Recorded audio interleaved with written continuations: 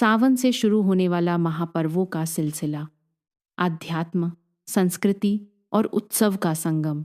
भारतीय संस्कृति में त्योहारों का विशेष महत्व है और इन उत्सवों का सिलसिला मुख्य रूप से श्रावण मास से शुरू होता है। वर्षा ऋतु के आगमन के साथ ही प्रकृति नई जान पाती है और चारों ओर हरियाली छा जाती है, जिससे त्योहारों का उल्लास और भी बढ़ जाता है।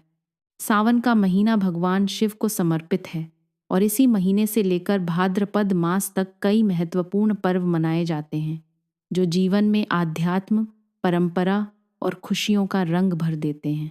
श्रावण मास का आरंभ शिव भक्ति और वैवाहिक जीवन का पर्व। सावन का महीना शिव भक्तों के लिए विशेष होता है। इस पूरे मास में भगवान शिव की पूजा अर्चना की जाती है। श्रावण सोमवार का व्रत रखने से शिव जी प्रसन्न होते हैं। ऐसी मान्यता है कि समुद्र मंथन से निकले विष को पीकर शिव ने सृष्टि की रक्षा की थी और विष के प्रभाव को कम करने के लिए देवताओं ने उन्हें जल अर्पित किया था। इसी कारण सावन में शिवलिंग पर जल चढ़ाने का विशेष महत्व है। वहीं सावन के हर मंगलवार को मंगला गौरी व्रत रखा जाता है, जो देवी पार्वती को समर्पित है। सुहागिन महिलाएं अपने पति की लंबी आयु और सौभाग्य के लिए यह व्रत रखती हैं। हरियाली तीज और नाग पंचमी, प्रकृति और परंपरा का संगम। सावन के शुक्ल पक्ष की तृतीया को हरियाली तीज का पर्व मनाया जाता है। यह त्योहार भगवान शिव और माता पार्वती के पुनर्मिलन का प्रतीक है।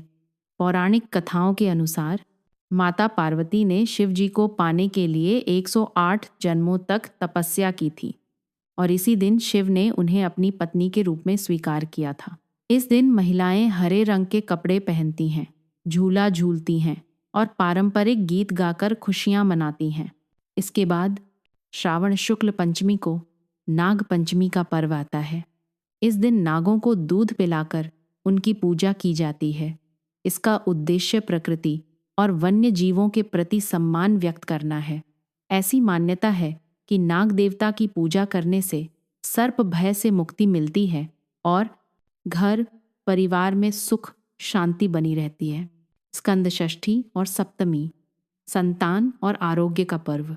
नाग पंचमी के अगले दिन शुक्ल पक्ष की षष्ठी को स्कंद षष्ठी मनाई जाती है, जो भगवान शिव और पार्वती के पुत्र कार्तिकेय को समर्पित है। इस दिन उनकी पूजा अर्चना करने से संतान सुख की प्राप्ति होती है और बच्चों को आरोग्य का वरदान मिलता है। श्रावण शुक्ल पक्ष की सप्तमी तिथि को भी कुछ क्षेत्रों में विशिष्ट पूजा अर्चना की जाती है। यह दिन सामान्यतः सूर्य देव को समर्पित होता है और उनकी उपासना करने से व्यक्ति को तेज और ऊर्जा प्राप्त होती है। रक्षाबंधन, भाई बहन के प्रेम का महापर्व। सावन मास की पूर्णिमा को रक्षाबंधन का पवित्र त्योहार मनाया जाता है। यह भाई बहन के अटूट प्रेम और विश्वास का प्रतीक है। बहनें अपने भाई की कलाई पर राखी बांधकर उनकी लंबी उम्र और सुख समृद्धि की कामना करती हैं और भाई जीवन भर अपनी बहन की रक्षा का वचन देते हैं।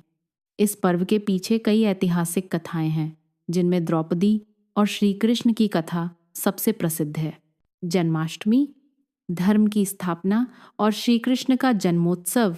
श्रावण मास के बाद भाद्रपद मास के कृष्ण पक्ष की अष्टमी को जन्माष्टमी का महापर्व मनाया जाता है। यह भगवान श्री कृष्ण के जन्मोत्सव का दिन है। उनका जन्म अधर्म को समाप्त करने और धर्म की स्थापना करने के लिए हुआ था। इस दिन भक्त उपवास रखते हैं, मंदिरों को सजाते हैं और रात 12 बजे भगवान के जन्म के बाद विशेष पूजा और आरती करते हैं।